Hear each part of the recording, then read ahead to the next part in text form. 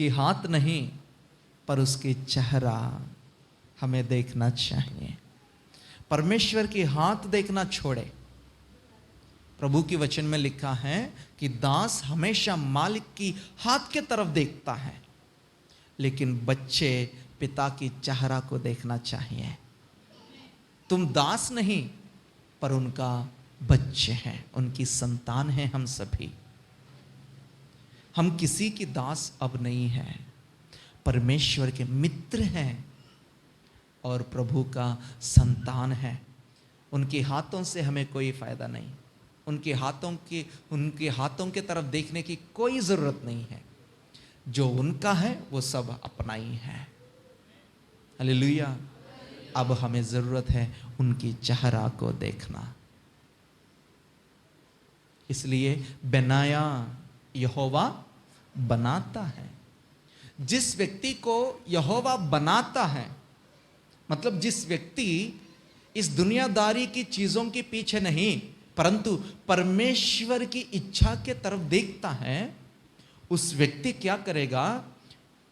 यहां पर बनाया ने क्या किया? मोआबों को मार डाला। 2 मोआबियों को उसने मार डाला। जिस बनाया 2 मोआबियों को मार डाला है, उस बनाया हम सब हैं। मतलब हम परमेश्वर के द्वारा बनाए गए लोग हैं। प्रभु ने हमें बनाया, प्रभु ने मुझे बनाया। बिखरा हुआ मेरा जीवन को, टूटा हुआ मेरा जिंदगी को फिर दोबारा अपनी हाथों से वे लेकर के मुझे बनाया है। एक मिट्टी के समान पड़ा हुआ मेरा जीवन को उसने अपनी हाथों में लेकर के अपनी छक्की पे लगा करके अपनी मर्जी की बर्तन रूप मुझे दे करके बनाया है। ऐसी अनुभव हम सबके जीवन में आना चाहिए। इसलिए कुछ लोग हमारे घर में ही, या हमारी मम्मी या हमारे पापा या हमारी बहन, उन्हें देख करके हमें लगता है ये तो प्रभु के पीछे पागल है, ये तो पागल हो गए हैं। मसीह मसीह मसीह मसीह, यीशु यीशु यीशु यीशु कहते रहता है, ये पागल हो गया। ये पागल इसलिए है क्योंकि उसको परमेश्वर ने बनाया। आमीन। जिसको परमेश्वर ने बनाया है वो प्रभु को छोड़कर चल नहीं सकता। मैंने आपको बहुत पहले आपको हमेशा कहता हूं कि जैसे मछलियां बनाने से पहले परमेश्वर ने पानी की सुविधा किया है। पानी से अलग करके देखो, मछलियां जीवित नहीं रह पाएंगे। पौधा को मिट्टी से निकाल के देखो, वो पौधा मर जाएगी। वैसे ही परमेश्वर की उपस्थिति इंसान के जीवन के लिए, हमारी प्राण परमेश्वर की उपस्थिति में छुपी हुई है। जिन्हें परमेश्वर बनाता है वे प्रभु के उपस्थिति में बैठता रहता है।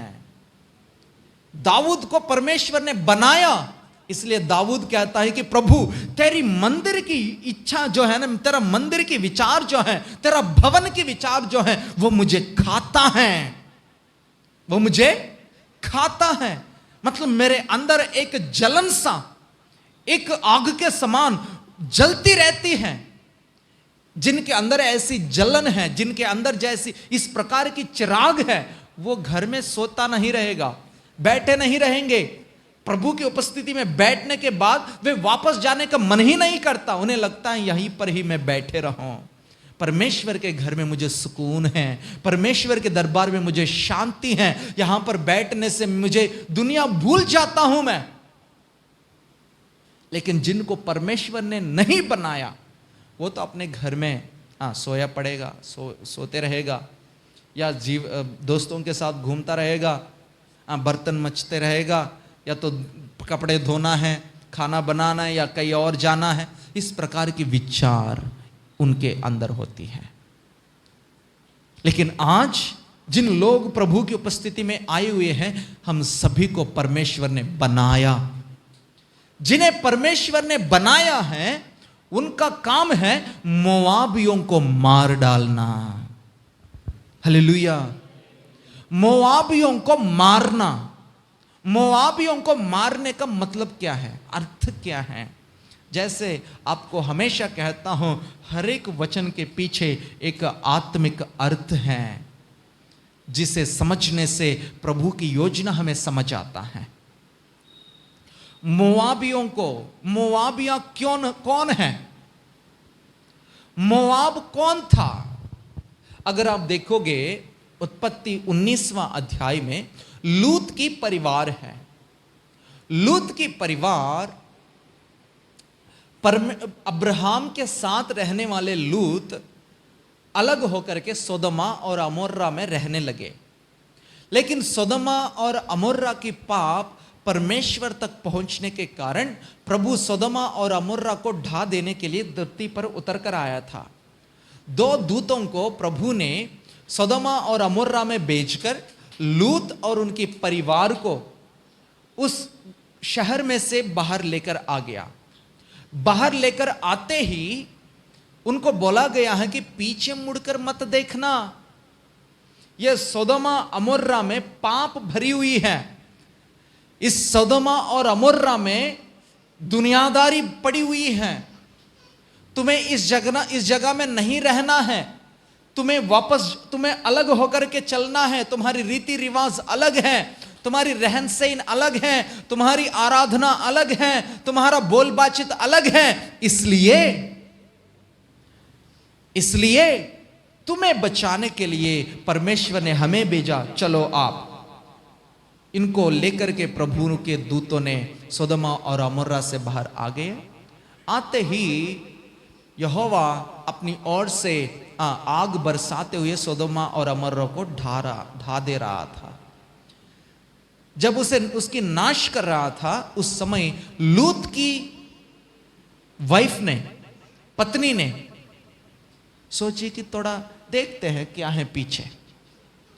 वो जरा सा पीछे मुड़कर झांक के देखने लगी, वैसे वहीं पर नमक की कंबा बनकर खड़ा हो गई है। नमक की कंबा बन गई है। पूरी परिवार है, परिवार एक साथ निकला है, लेकिन एक पीछे मुड़ने के कारण वही के वही रह गया है। ऐसे हमारे आत्मिक स्थिति में भी सब विश्वास तो करते हैं, सब चर्च में आते हैं, लेकिन हमारे पीछे जो आए हैं, हमसे हमारे बाद जो चर्च में आए हैं ना, वो प्रभु में और आगे बढ़ने लगे हैं। कारण क्या है? कारण एक ही है कि उस व्यक्ति ने परमेश्वर की इजाजत से दुनियादारी को छोड़कर अपनी यात्रा को शुरू किया है। थोड़ी दूर जाने के बाद फिर दोबारा दुनियादारी को इसमें मिलाने लगा, अपनी यात्रा में लेकर आने लगा, पीछे मुड़कर देखने लगा। इसलिए प्रभु कहता है, हल पर हाथ लगाकर पीछे मुड़कर देखने वाले स्वर्ग राज्य की योग्य नहीं है। हल पर हाथ लगाकर चलने वाले, इसका मतलब अपनी आत्मिक यात्रा को जिसने शुरू किया, उन्हें वापस नहीं मुड़ना है, उन्हें दुनियादारी के तरफ नहीं देखनी है। कोई बहन पूछ रहे थे, भैया अभी तो हम प्रभु में आ गए हैं, हमारे बच्चे अभी छोटे छोटे हैं, वो बढ़ने के बाद उनकी शादी कैसे करनी है? हम हमारी अपनी रीति रिवाज के अनुसार या प्रभु में आने के बाद जो। मैंने कहा, आप चुनो, किसे तुम चुनना चाहते हो, तुम चुनो। बरब्बा को चुनना चाहते हो या यीशु को? दोनों तुम्हारे सामने हैं। बरब्बा है जो तुम्हें लूटता था, जो तुम्हारे साथ गलत करता था, जो डाकू था, जो लोगों को मारता था। बरब्बा तुम्हारे सामने है। और यीशु हैं जो अंधों की आंख दिए, लंगड़ों को खड़ा किए, बिखरा हुआ जीवनों को बनाए, मरे हुए लोगों को भी जिंदा किया। किसे चुनना है? तुम्हारी इच्छा। जिन्हें तुम चुनना चाहते हो उन्हें चुनो। सब बोलने लगे, बरब्बा बरब्बा बरब्बा। बरब्बा चाहिए? हां, हमें बरब्बा दो। इंसान की स्थिति देखिए, प्रभु में मुक्ति चाहिए, अनंत जीवन चाहिए, प्रभु में छुटकारा चाहिए, प्रभु से प्रार्थना करवाना चाहिए, हर एक सुविधा परमेश्वर की ओर से मिलने वाले सब चाहिए, साथ साथ में दुनिया भी चाहिए, साथ साथ में दुनिया भी मुझे चाहिए। ऐसा नहीं होगा, ऐसा नहीं होगा। प्रभु इसलिए कहता है तुम एक ही मालिक का दास बन सकते हो। किसी भी व्यक्ति दो मालिकों का दास नहीं हो सकता। तो इसलिए चुनो, अपनी आत्मिक यात्रा शुरू होने से पहले ही चुनो, या मुझे आगे बढ़ना है चाहे कुछ भी हो जाए, पीछे जो बीत गए, आज मेरा नया यात्रा शुरू हो गई है तो मुझे पीछे नहीं मुड़कर देखनी है। पहले ही चुनो, आगे बढ़ना है तो आगे बढ़ना ही है, पीछे मुड़ना नहीं। अगर पीछे मुड़कर देखे तो तुम्हारी यात्रा समझो वही की वही खत्म, वही की वही खड़ा हो गया। तो बाकी तीनों जो दौड़ रहे हैं इसे छोड़ दिए, कंबा बन गया, चलो छोड़ो, चलो आगे बढ़ो। वैसे परिवार में भी ये मत समझना कि मेरा पति प्रार्थना कर रहा है, मेरा पापा प्रार्थना कर रहा है तो प्रभु हमें भी आशीषित करेंगे, नहीं, ऐसा नहीं। हमेशा मुक्ति, उद्धार हर एक व्यक्ति के जीवन में पर्सनल है। ये जो मामा, ताऊ, मामी, चाचा, चाची, पापा, मम्मी, दादा, नाना, नानी, ये सारी चीजें सिर्फ इस धरती के लिए है, आत्मा का कोई रिश्ता नहीं, सिर्फ शरीर का ही रिश्ता है। अभी देखो प्रिंस है, पैदा हुआ, मेरा बच्चा है, इसको क्या पता कि इसने पैदा हुआ या कहीं मुझे मिला। अगर इसको बताऊं कि भाई तुम जो है ना मुझे कई रास्ते पे मिल गया, तो फिर ये यही बात पर विश्वास कर लेगा कि मैं मिला हुआ बच्चा हूं मेरा पापा को मैंने पैदा नहीं हुआ।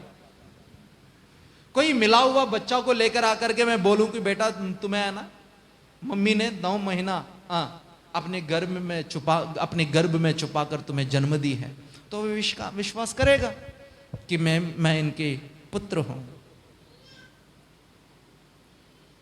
मतलब रिश्ता जितने भी हैं सिर्फ इस शरीर के लिए, आत्मा का कोई रिश्ता नहीं है, कोई रिश्ता नहीं है।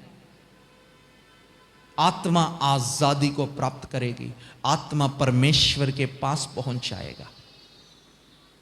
तो यहां पर अपनी मम्मी को छोड़ दिए, बाकी सब दौड़ने लगे, दौड़ के दूर चले गए। एक पहाड़ पर जाने के बाद इनकी बड़ी वाली बेटी विचार करने लगी है, देखो अब तो पूरी देश नाश हो गई है, सोदोमा अमोरा खत्म, अब हमें शादी करने वाले कोई है ही नहीं है, तो चलो हम अपने पिताजी के साथ इन्हें दाख मधु पिला करके इनके साथ गलत करेंगे,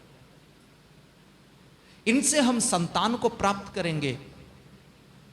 ऐसे विचार करके अपनी पिताजी लूत को दाख मधु पिला करके दोनों बेटियां ने 2 बच्चों को पैदा किए।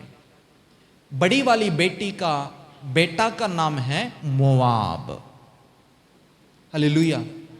वहां उस वचन को पढ़िए, उत्पत्ति 19 का 31।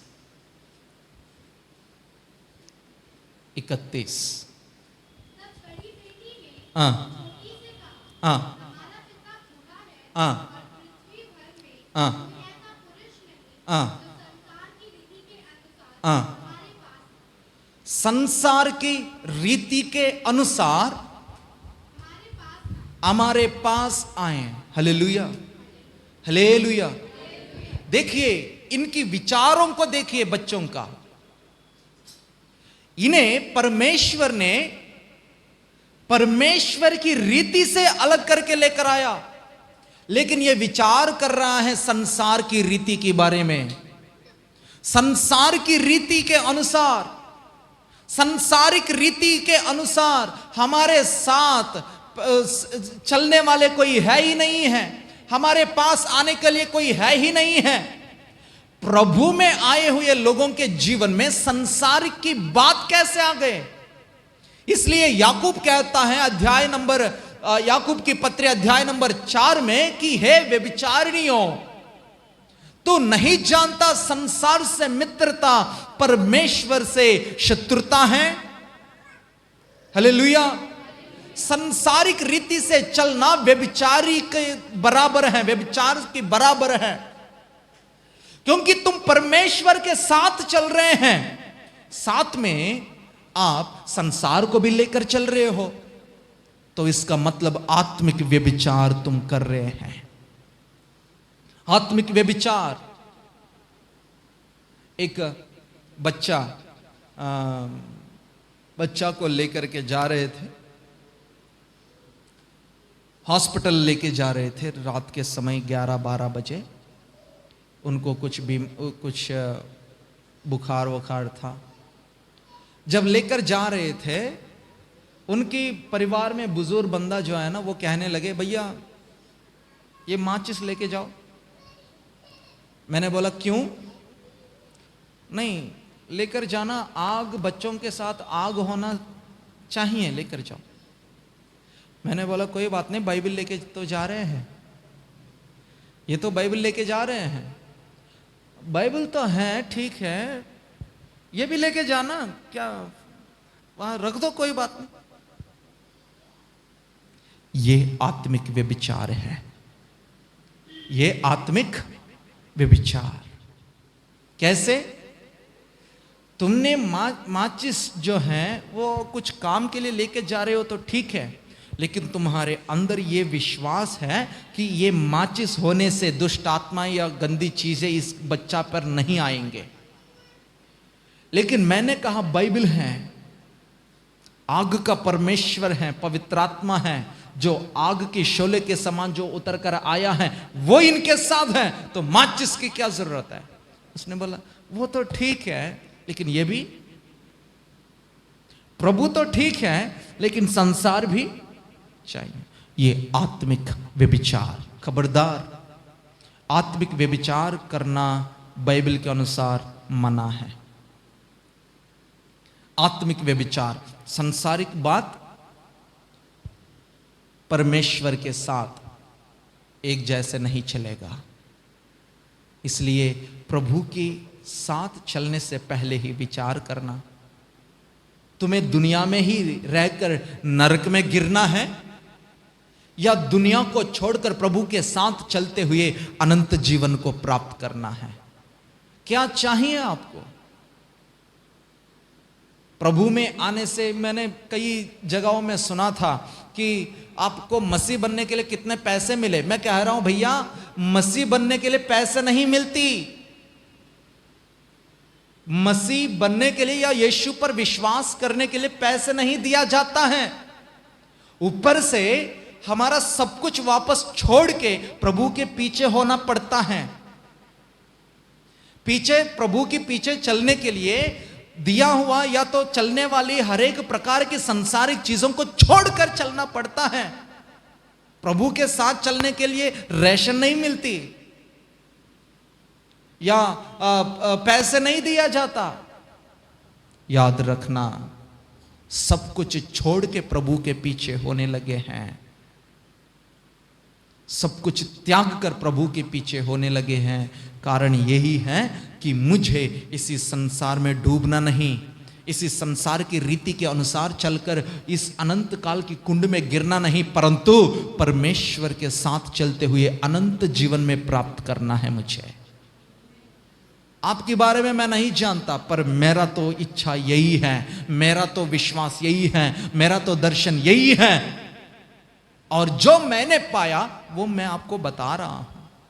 अगर तुम भी पाना चाहते हो, चलो साथ चलते हैं। अगर नहीं, पीछे मुड़कर देखना है, मर्जी आपकी है, मर्जी आपकी है, लेकिन परमेश्वर ने पहले से ही चेतावनी दे रखा, याद रखना, नमक की कंबा बन जाएगी। पीछे नहीं मुड़ना, पीछे मुड़कर नहीं देखना।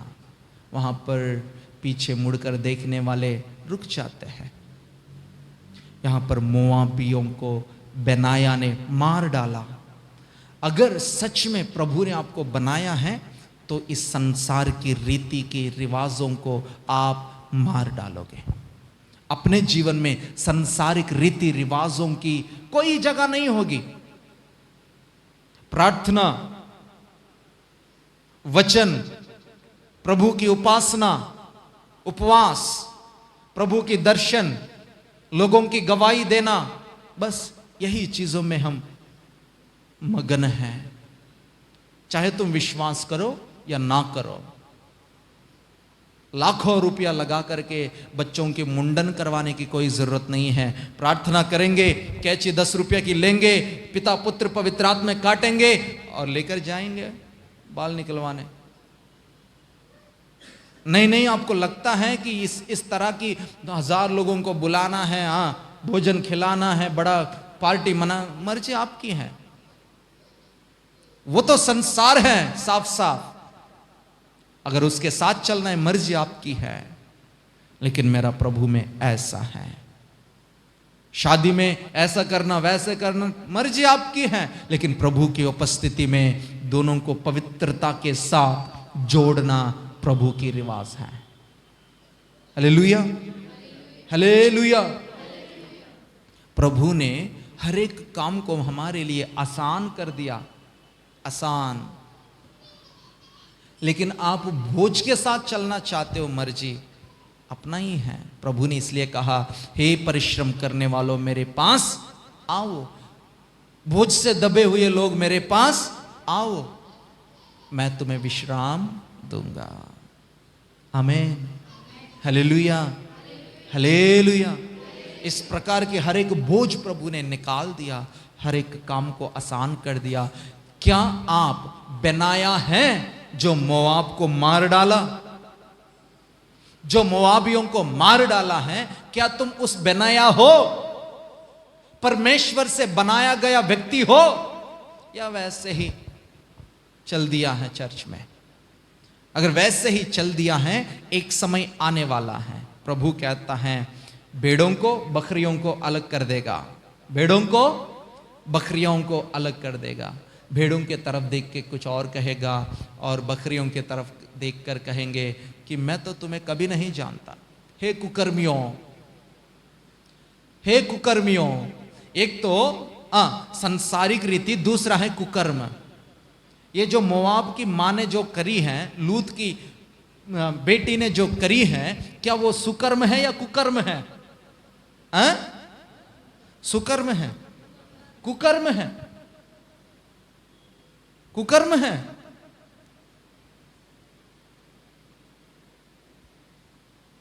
दो मोआबियों को, एक तो संसारिक रीति, दूसरा कुकर्म, इन दोनों चीजों को मार डालना है।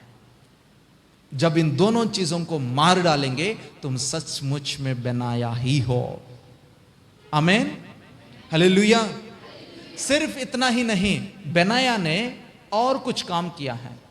वो काम ये है, पढ़िए,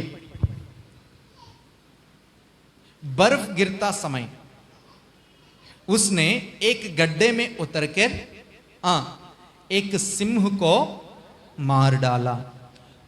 एक गड्ढा में उतर के सिंह को मार डाला है। पढ़िए उस वचन को।